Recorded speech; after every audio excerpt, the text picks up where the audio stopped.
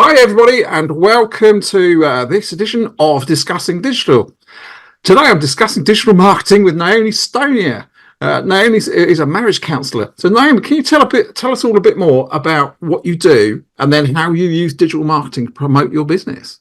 I absolutely can, Rob. So thank you so much for having me on. My name's Naomi Stonier, and I am in fact a life coach for marriage. And so I work with people. I don't work with couples. I work with people on an individual basis, teaching them the skills that your parents didn't model for you that make marriage a hell of a lot easier and happier and healthier. And so how I use digital marketing is I'm on socials all day long, sharing what I do. I'm telling stories all day long about relationships and, what you can do to make them a lot easier. Yeah, I know. And one of the good things, obviously, we know each other through networking, but one of the good things is seeing each other's content. And you post every day, which is really good. And you don't seem to repeat yourself, although it's a similar theme. So it'd be interesting to discuss a little bit about how do you come up with your content ideas, because some of it relates back to your own experiences, and others are kind of new. Yeah, well, so for me, it's an approach called organic marketing, which you and I both know, which means I am organically one person at a time connecting with people on socials and growing my audience. I'm not paying for any traffic, any advertising, and I'm just organically networking on socials. And what I am doing, for me, everything I do is about service. So this is my approach.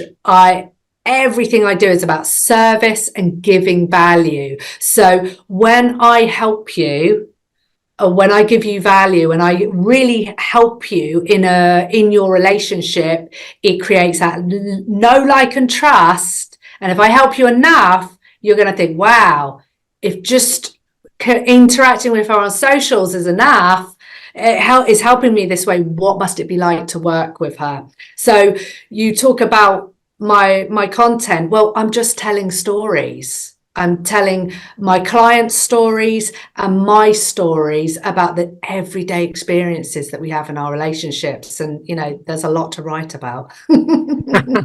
Yeah, I know what you mean. So do you actually have almost like a planned set of stories that you're going to be doing, or is it kind of every day, what story am I going to create, and then just doing it when you think I need to put some content out there? So I've tried lots of different methods, Rob, and I have, had I'm in my 4th year of business, and this is not something that I learned overnight. So first of all, I was putting stuff out all the time. So what I do right now is I write a post every day. So that is what works for me. I've tried batching contents. I've tried all the platforms where you batch a month's worth of contents, but for me, that didn't work because of the way I write content, because I am writing a story about a relationship. So it will be a relationship. I'm working in a formula called problem, solution, process, result. So the problem in your relationship, the solution, my process, and then the result that will create you. And so what I have found work for me is to write one post every day, and that way it's a fresh, inspiring to me content. When I batched it, when I used to write 20 posts in a go and batch them for the month, it got very formulaic because I was just like, just got to get this out. I've just got to get to my 20 so I can batch this, but programming all in and forget about it. And that didn't work for me. Yeah. And I think that's really important that you recognise that it wasn't working for you. Yes. And you were losing that personal touch, because obviously some of that, you're in a very specialist market. It's all about your experience and things like that. So actually being able to kind of lose some of that in your content wouldn't be good. And I'm guessing it sort of came across as being a bit Yeah. stale, if for want of a better term. It didn't work. It Yeah. didn't work. And so for me, I am prioritizing connecting with you, like genuine connection. I want to connect with you. I want to tell you a story. I want to help you. And I am doing that. What I actually learned to do, Rob, is I spent a lot of time on socials when I first started. I felt like a drop in the ocean. No one cares. No one's watching. This isn't working. I felt awful. And I actually had to step away from socials, and I went off networking, and I met real people, and I started signing clients. And then I was able to, then I really was a coach. And also I was being fed from the connection of real people. Yeah. And then what I learned was to take that experience that I have in networking and bring it back onto socials. Yeah. No, I think that works really well as well. And I mean, one of the other things about your content as well is that actually you're not using stock image photographs. All the pictures of you or your husband or your family. So with those, do you deliberately go out and kind of stage them, or are they actually, well, this is a picture from my husband and I from our holiday or something like that? Yeah, it took courage. It's taken courage to sort of get out there, share my story about my marriage problems, and listen, I never thought I could do this, but I did it. And so I believe very deeply in what I do. And I've got my husband's on board with what I do. He thinks it's important to share this. And I'm just all about stopping the scroll, Rob. Yeah. And so, I mean, I fell down the rabbit hole of graphics and, hours in Canva creating graphics. Yeah. And it awful. I hated it. I would batch 25 graphics, and they had to be perfect and they had to be right. And if I got the color right, that was going to create a client for me. I've let go of all of that. The quickest thing to do is take a photo of my face and plonk it on there, because we know the algorithm, we know it works. Yeah. More likely to stop the scroll. And it's also the quickest thing I can do to get to the people who need my help. Yeah. Well, I think that works really, really well. And it's good that you've been through those experiments, you've found out what's worked, developed that formula, and then kind of you're following it, which I think is really, really good advice, because it just shows that you are looking at what's working, what's not, and you're being able to call upon your experience to create your content, which is brilliant. It's been trial and error. And I've had to, navigate that experience of trial and error to get here. Yeah. But I think it's important to do it. You stuck with it, but also you haven't just ploughed on. You've looked at what's worked, what hasn't, and gone with what works and do more of that and stop doing the other stuff, which is great. You kind of, in your comments, you're working very much on social media. It's mainly on two at the moment. You're on Facebook and LinkedIn. Yeah. So two questions related to that, really. Are there any particular reasons why you're not trying any of the other platforms as well? And secondly, which the interesting question is there any, well, there's there. Are there any difference in clients that you're particularly landing? And also, are you getting different results across the two? So there's a few things there. But Yeah. Well, what I have always been taught and what I have learned is that there is no magic. There's no sort of secret formula here that hits all the boxes. Like, all of these platforms are massive, okay? And all of these platforms can create infinite business for all of us, right? There's no secret here. It's just you go to the platform that is, resonates for you the most and work it. And so I'm of that age where Facebook was the platform that I was on. So I just went on Facebook. And then once I got into our networking group, I then moved on to LinkedIn because Facebook is so enormous, and I wasn't signing any clients on Facebook. And so I thought, okay, LinkedIn, because my whole network that I'm networking with is on LinkedIn. But actually, now that I've gone through the trial and error that I've gone through, and I just get on for the love of it, and I share for the love of it. I do sign clients through Facebook as well, but because I'm organic marketing, because I don't pay anyone to do this, I do it all myself. I'm not going to go on every platform. No. I'm very strong on one or two. I mean, I'm probably mostly I get most business out of LinkedIn. I'm mostly on LinkedIn now because it really goes well with my networking, my business networking. Yeah. But I think that's really, again, it's good advice, really. Here are the, I'm just doing these two platforms. I'm comfortable with them. They're working. Why do anything else? And then, once I get to a certain income, I'll be paying someone like you, Rob, to get me out on all platforms. But until then, it's just, we had this conversation when we caught up a week or so ago. It's really good to be sensible, know what your capacity is, and know what's working for you. So I think that again, and do a few things very well, not all of it. Yeah, not very well. Yeah.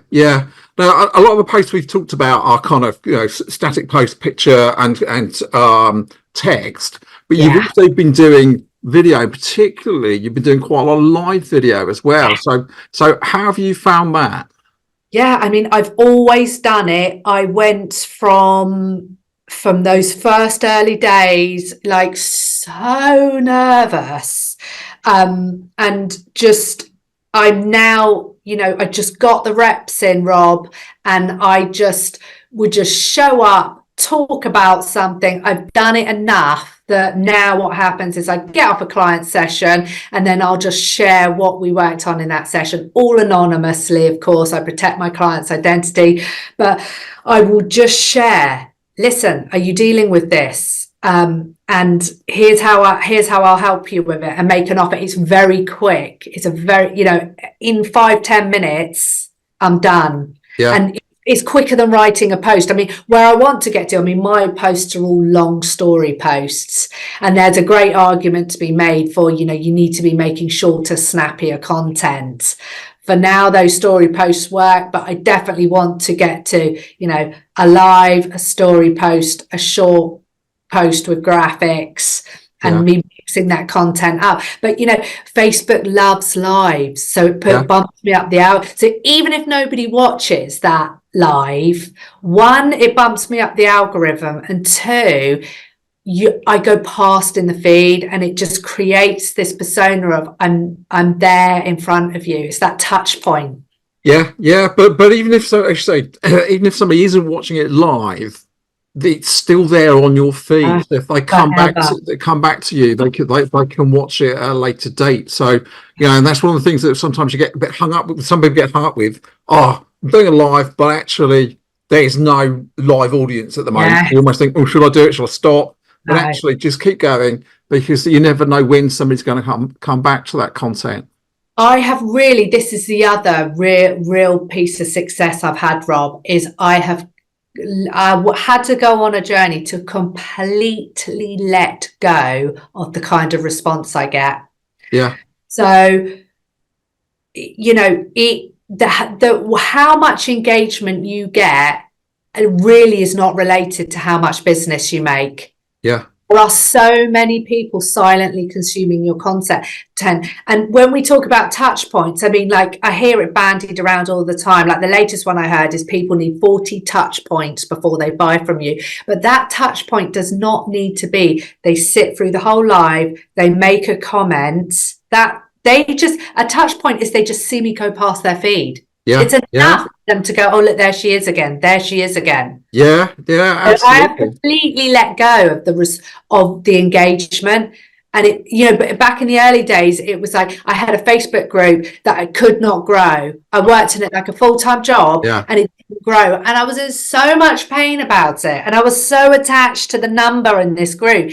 That's all gone. And it's so much easier to just show up, share. I believe so deeply in what I'm doing. I'm just shouting it from the rooftops. Yeah. It's interesting you saying about Facebook groups. On a previous edition of this, I recorded earlier this year with a business coach, a guy called Ian Dixon. He'd spent a lot of time building a big Facebook group, because 3 or 4 years ago, Facebook was kind of really trying to drive that, build a community, build a group. But he was saying it is really, really hard to keep anything like that going, because you've got to put loads of stuff into it, and unless you've got rabid fans who are posting stuff as well, it is a nightmare. But and it's borrowed real estate. You don't own any of it. It's all their platform. It's all there, but boosting them, not us. It's they're getting so much out of it. I mean, what I do see is very successful is pop-up groups. So I see people, they're launching a program,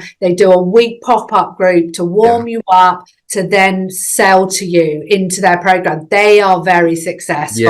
Growing groups, I agree. Do you know what? I love that term as a pop-up group. I hadn't thought of it. I'm going to use that now.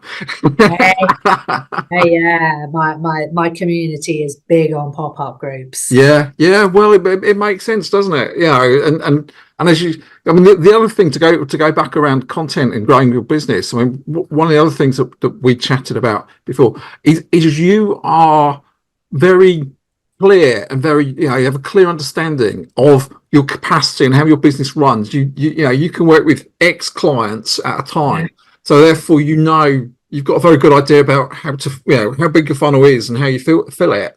So which I think is another, although it's not directly about digital marketing, it's a clear part of it, because actually again you know what you need, and so you know how, and you've now developed your content and your process to really help keep that full. And for me, it really is meeting one person at a time. One person, I'm going to talk to one person, then the next person. And when you break it down like that, socials becomes a much easier experience. It's just one person at a time. That's it. And you're just connecting with one person. And then you don't need hundreds. And also the big, some of the biggest, I see people with big following,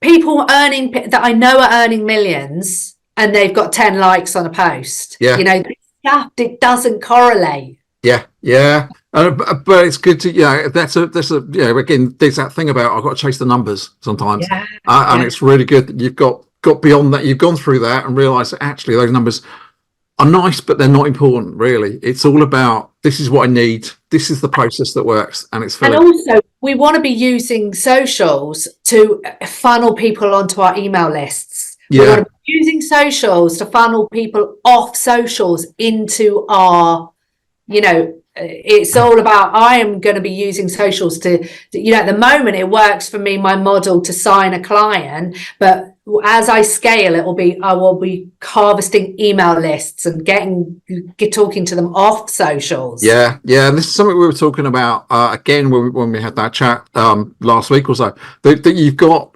a vision and a strategy of where your digital marketing and your use of digital is going to go as well, isn't it? From startups with putting a lead magnet in place and email marketing, which we're working on at the moment, through to potentially having a learning platform in the future as well. So I think that's quite exciting that you've got that sort of model in place, and direction of travel, strategy. And what are you doing around SEO, Rob? Because you mentioned that's something you're going into now. So again, that's a big part thing I'm interested in is content, and actually SEO. A lot of SEO is driven by content. Because it's all about, one of the things that Google's all about is presenting the right websites when you ask a question.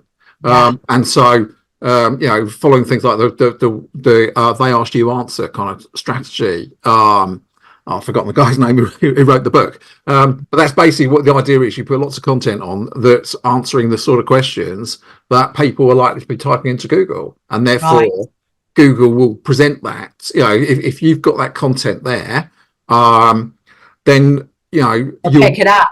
So in the future, can I be taking the posts I'm putting on socials, and repurposing them, putting them in a blog in my website, and bumping up the SEO that way? Absolutely, and because you've got good stories already, they're kind of keyword rich for the sort of thing that you're likely to be, people are likely to be searching for you for. And so, that's a great way. And that's another thing that I encourage is actually how can you repurpose content? Because for small business, for small business owners in particular, but this works across all sizes, actually goes back to the whole thing we started off with, talking about how do you get your ideas for your content and how do you create it and how do you get the time for it. Being able to repurpose content and use it in more than one place it is a massive time saver. That's what I do. It's one post, I repurpose it everywhere, so I'll talk about it in my networking pitch. It'll get same posters on LinkedIn and Facebook. I'll talk about it in a live. It's all the same piece of content. Yeah. And again, Rob, that has saved me a huge amount of time. And now I'm writing one thing a day and creating sort of 4 pieces of content out of it. And that's, I had to practice, but that's now a very quick process. Yes. Yeah. And I think that's, again, another great thing. I know we talked, you said you found batching didn't work, but actually batching works really well for me. And that's what I do. But I have lots of, I think of them as layers, or you're playing Tetris. So I've got a foundation layer, which is something that goes out every day. And then I've got testimonial Tuesday. So I put a testimonial out on a Tuesday. I've got around the office on a Monday. So to start people getting to feel a bit about me, because it's not just a magnolia wall office. I've got a lot of personal touches. I do a couple of polls a week and things like that, as well as posts about my services. So that's how you batch it. Yeah. So I would love to learn how to batch. Yeah. Okay. Well, interestingly enough, it's something I'm looking to set up. I've got a 5-day challenge about doing the foundation work, and then I'm looking to actually develop that into a program of actually delivery of talking about how to develop those different those extra layers called Conquering Your Content. So okay, wow, that's something up my street. Yeah, that's its working title that I'm getting towards. So it's all good, but that's something that really appeals to me. Things like that's why we do a podcast. All right, again, it's great content. It's not too difficult to produce. It's very interesting, Yeah, and then you can write a post about the podcast. Yeah. I mean, my lives, I go through StreamYard and they automatically go onto YouTube. So I have a library of lives that can be turned into podcasts. Yeah. Funny, if I was going to come back to you about earlier, we were talking about lives. I'm going to ask if you use StreamYard or if you use the native one. So it's good to know you use StreamYard. Yeah. I mean, I've been told that the best for the algorithm is going direct on Facebook, but StreamYard is a good second. Yeah. Most and a lot of people use it, and there's one of those balancing acts, isn't it? It's like, how big a difference does it really make? And I'm a full believer, done is better than perfect. So actually, if it's if it saves you a bit of time to do a live on StreamYard that you can go across Facebook, LinkedIn, and onto your YouTube channel, the fact that it might have a slightly less positive impact on each of those platforms' algorithms is more than balanced out by the fact you're actually putting content out live on 3 platforms. But what is your thoughts about posting more than once a day on LinkedIn? I do it as much as I can, right? And I think for me, it's more to do with visibility and credibility. All right. Now, whether or not it truly drives the algorithm, and there's loads of stuff out there, I don't know. But for me, I think the more frequently you post, the more likely people are going to see you. And even if they don't see you at the time, they can still see that you're very, very busy and very active. What I have heard is that LinkedIn penalizes you for posting more than once a day. So if you look at the analytics, your second post, the first post will stop, that it will stop reaching and it moves on to the second post. I mean, there's anecdotal evidence that might happen sometimes, but also there's whole rafts of anecdotal evidence that different types of posts have different reach, and it keeps changing. So I've seen posts that this week's flavor of the month this month is just text only posts, and then flavor of the month next month could be posting a document, or and then the flavor of the month the one after that is video. So basically what it's all about, LinkedIn is constantly experimenting, LinkedIn, or as all platforms, what the algorithm is all about is trying to put the right content in front of people that keeps them hooked and interested. And it really just depends on what people are responding to. So actually, there might be situations where if you're putting lots of posts out, but none of them are interesting and nobody's reacting to them, then you might get downgraded. And none of them will do well. Yeah, you know. So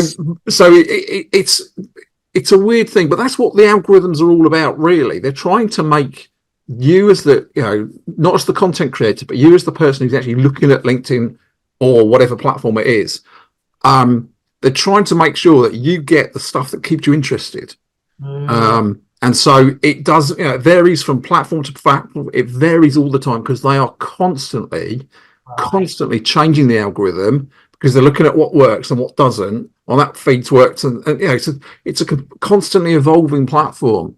They don't, because people make these sort of statements, don't they? And what it's based on. Yeah, and so for me, it's like, what works for you? So you found a formula that works for you, right? And nobody's going to say it's wrong because actually it works. You've got a capacity of services you can deliver, and your processes, you've experimented with all these different things, and your processes are working, right? And they're keeping your business topped up. And that's what digital marketing or any marketing is all about. So you actually, you're hitting a sweet spot at the moment. I keep doing this, it keeps working, right? That's what you need. That's it. And also it's learning, there is an art to selling on the internet. I'm talking to people who've never met me and they are paying me thousands of pounds over the internet. Okay. And so there is a trust element there, and trust is built through my visibility and also through me genuinely helping people. And I've genuinely helped them enough for free, they trust me to pay them. And so this was also why I did it organically, because there's no point paying for ads, getting a load of leads in. One, they're very cold, and two, have I got the ability to create enough trust and help this person understand how I'm going to help them for them to actually work with me? So that was again, when I get to a certain stage, I'll be coming to you, Rob, and you're going to be helping me with my ads. But until then, I'm at a good level to just convert it myself at the steady pace. Yes, yeah, and the other challenge for you in some ways, because of the kind of what you do, is you can always ask for testimonials, but quite often you're either going to get something that's anonymous because somebody doesn't want to sort of say or you have to have a very, very trusting client that's willing to give you that, because it's difficult for them for people to kind of it's very private. I mean, my testimonials are mainly anonymous. Do you think anonymous testimonials are still valuable? Oh, absolutely. And again, because of the nature of what you do and how the sort of people that need your help, I think they would, most people would expect them to be anonymous, because it is, you have to be very very confident in yourself that you've come out the other side to be able to go, I had marriage problems and I've been to a marriage counsellor and now it's worked. It's great that it's worked, but do you know what I mean? So it's got,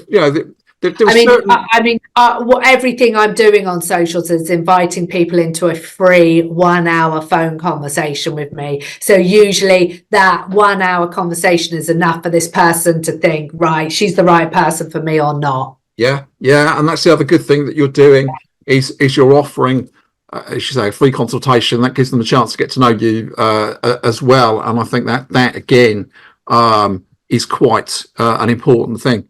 I'm a little bit conscious of time, and with the storm raging outside, how long our internet connections will hold up as well. So a couple of things, as you sort of, I mentioned this before we sign up, there's a couple of things I like to ask everyone, and that's to give a couple of good tips. One is, a piece of advice for people to do all the time, because it's good advice. Do this. So what's your do this piece of advice for people doing digital marketing? Seek genuine connection. Yeah.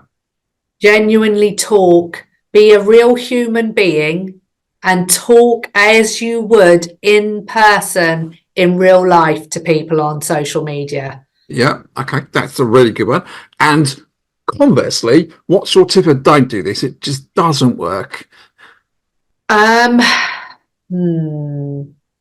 Yeah, I mean, again, in the complete reverse, I really think it is if you are just going on with the agenda of making money, you will probably fail. It's just like networking. If you go into networking to have a genuine conversation and find out about someone, you're much more successful than, is this person going to pay me? Yeah. Yeah. No, absolutely. And you're absolutely right there. Yeah. That's cool. So, if people want to get in contact with you because they might need your services or just interested in what you're doing with digital marketing, what's the? I will share your links in the show notes and everything. But what's the best way for them to get in contact with you if they want to? They can email me at naomi@plumocoaching.com. That's PLUMO coaching.com. And of course, I am on LinkedIn and Facebook all day, every day. Excellent. Well, thank you so much for your time today, Naomi. It's been really interesting chatting with you. And it's really interesting. We're looking forward to not only what you're doing now, what you're doing in the future with digital marketing. So thank you ever so much. Thank you so much for having me on.